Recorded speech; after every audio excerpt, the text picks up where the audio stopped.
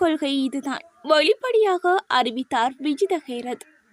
இராஜதந்திர உறவுகளில் அரசாங்கம் அனைத்து நாடுகளுடனும் சமநிலையான முறையில் செயற்படுவதாக அமைச்சரவை பேச்சாளர் அமைச்சர் விஜித ஹேரத் தெரிவித்தார். அமைச்சரவை முடிவுகளை அறிவிக்கும் செய்தியாளர் சந்திப்பில் கலந்து கொண்ட போதே மேற்கண்டவாறு தெரிவித்தார். மேலும் இந்தியாவுடன் வர்த்தகம் செய்வது போல் சீனாவுடனும் வர்த்தகம் செய்து வருகிறோம்.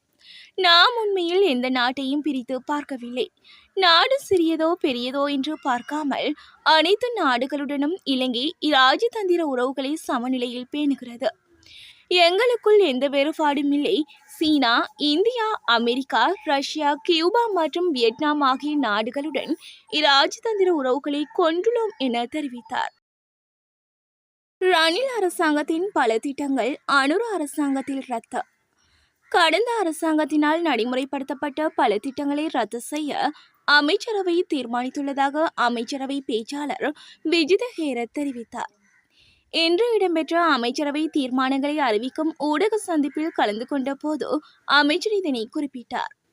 அதன்படி அமைச்சரவை அங்கீகாரத்திற்கு அமைய ஜனாதிபதி செயலகத்தின் கீழ் வெளிநாட்டில் உள்ள இலங்கையர்களின் விவகார செயலகம் பங்கேற்பு ஜனநாயகத்தை பலப்படுத்துவதற்கான மக்கள் சபை முறையை நிறுவதற்கான தேசிய மக்கள் சபை செயலகம் மற்றும் விவசாய நவீனமயப்படுத்தல் நிகழ்ச்சி திட்டம் ஆகியவற்றை நடைமுறைப்படுத்த நடவடிக்கை எடுக்கப்பட்டுள்ளதாக குறிப்பிடப்பட்டுள்ளது.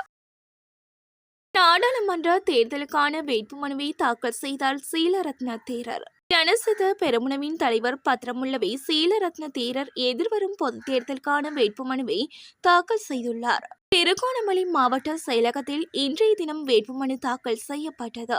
திருகோணமலை மாவட்டத்திற்கான வேட்பாளர் சமீரவை மாவட்ட தலைவராக கொண்ட தனது கட்சியினது நியமன பத்திரம் இன்றைய தினம் தாக்கல் செய்யப்பட்டிருப்பதாக ஜனசேத பெரமுனவின் தலைவர் பத்திரமுல்லை சீலரத்ன தேரர் இதன்போது தெரிவித்தார். இம்முறை 22 மாவட்டங்களில் தமது கட்சியானது போட்டியிடுவதாகவும் நாட்டில் இனவாதத்தினை தோற்றுவிப்பவர்களுக்கு எதிராக செயற்பட தயாராக இருப்பதாகவும் அவர் குறிப்பிட்டார். இதேவேளை எதிர்வரும் நாடாளுமன்ற தேர்தலில் தேசிய மக்கள் சக்தி சார்பாக யாழ் போதனா வைத்தியசாலையின் முன்னாள் பிரதி பணிப்பாளர் வைத்தியர் எஸ் ஸ்ரீபவனந்தராஜா களமிறங்க உள்ளதாக தெரிவிக்கப்படுகிறது.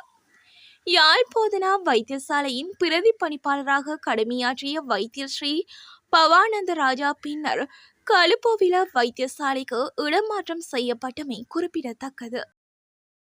லெபனானின் தெற்கு கடற்கரை மீது விரைவில் தாக்குதல்.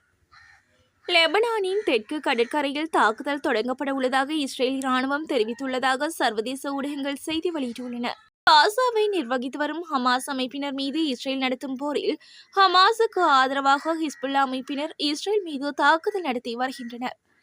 இதற்கு பதிலடியாக ஹிஸ்புல்லா இயக்கத்தினரை குறிவைத்து லெபனான் மீது இஸ்ரேல் தாக்குதல் நடத்தி வருகிறது. இதில் ஹிஸ்புல்லா தலைவர் ஹசன் நஸ்ரல்லா உள்ளிட்ட பல முக்கிய தலைவர்கள் கொல்லப்பட்டுள்ளனர்.